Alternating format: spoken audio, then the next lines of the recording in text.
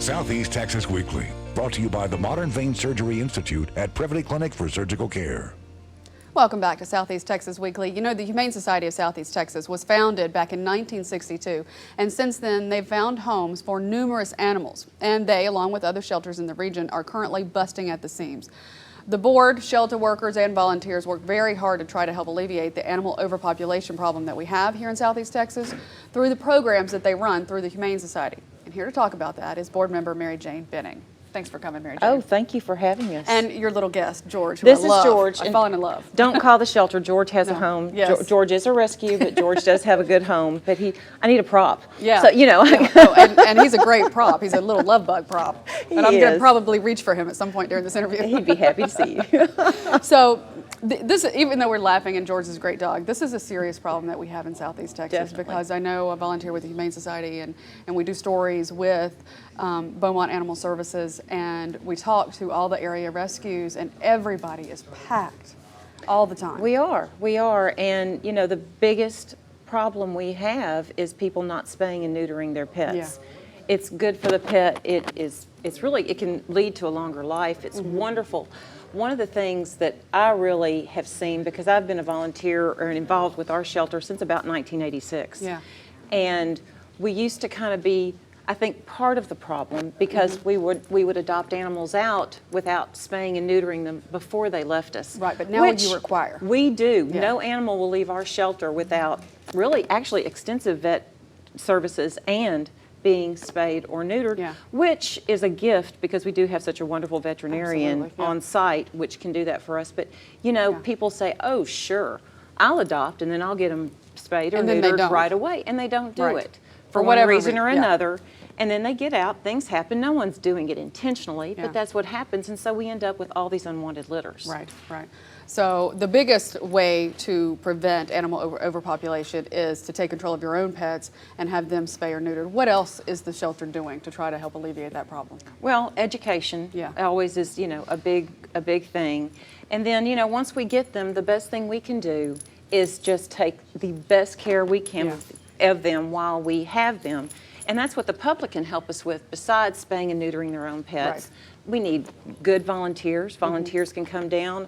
All they have to do is fill out a volunteer profile. All of this is Yeah. on our website, Absolutely, yeah. petsforpeople.org.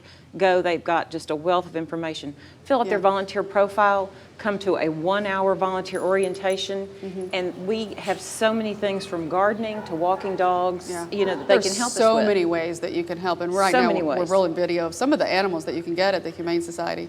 Oh my gosh, just come down and play with the kittens. Just come I down mean, and play with the how kids. much fun. And you know what? When I volunteer, that's what I do. I go play with the dogs and I play with the cats. I switch it up between them because I'm an equal opportunity pet lover, and I play with both of them. And you're going down there to play with those animals, help socialize them. It makes them more adoptable. Well, and also, and if you don't want to be at the shelter, you can also be a foster. Same Yes, process. Fill yes. out a foster profile. You'll have a little education process, and that helps so much taking an animal home who perhaps is not quite as social as George, Right. that just needs a little extra love. Perhaps there's one that's come to us with say a respiratory infection Yeah. and needs to finish out a course of antibiotics, Yeah. or a litter that's just too small to be in the shelter at that time.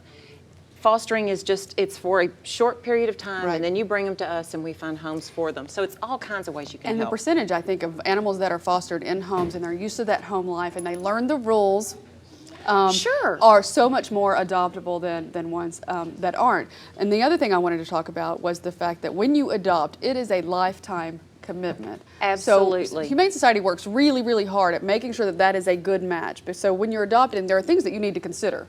Certainly. Your lifestyle, for instance. If you see this adorable little puppy and his paws are about this big Yeah. and you live in an He's gonna apartment, be big. someone at Yeah. the shelter or you might want to look at this, you know, a smaller dog. Yeah. Cats are always a great option for someone who's in an apartment. Absolutely. And I always say adopt them in twos Yeah. because then they keep each other company, and Right. it's just as easy to have 2 cats as it is to have 1. That is so true. Always, That is so always. true. And the other thing is that if you have an active lifestyle, then you will want to have a dog that has an active lifestyle. Or if you have a Sure. sedentary lifestyle, you want a lap dog. If you so have take children, all those things into consideration. Yeah, if you have children, if you're home all day long, Yeah. you might want someone like George who likes to be held all day long, don't you, George? Yes. George so is a George good is a friend. great little lap dog. George is a great And dog, he period. He really is. He gave me a kiss the first time I met him. So take those things into consideration. And the last thing I wanted to talk about with you, we have about a minute left, I believe, is the huge donation. We're working on getting a new shelter, but we're in the very early stages. Certainly, Yeah. we are, and you know, we're making little improvements along the way Right. as we can, because as a great gift, Yes. great opportunity, but right now our main concern is the day-to-day care of our animals. Absolutely. And Yeah. I always tell people they should come down to the shelter, not just to see the animal, because we have some of the nicest people that work down Absolutely. there. That is so true. Carrie May, our shelter manager, is Yeah. just one. She's about this big. I wish Yeah. she was my daughter. She is just a dynamo of energy, Yeah. and you know, she's someone you would want to know. And there's lots and lots of nice people that are down there. Everybody works so hard, and we could talk about animals all day, but our time's up. Thank you so much for coming. Thank you and for sharing having us. George with us. I love it. Well, George enjoyed himself. You know, George. Coming up after the break, a great opportunity for an evening out. Ramona Young with Outside the Box will be here to talk about a project she invited me to be a part of. That's when Southeast Texas Weekly returns.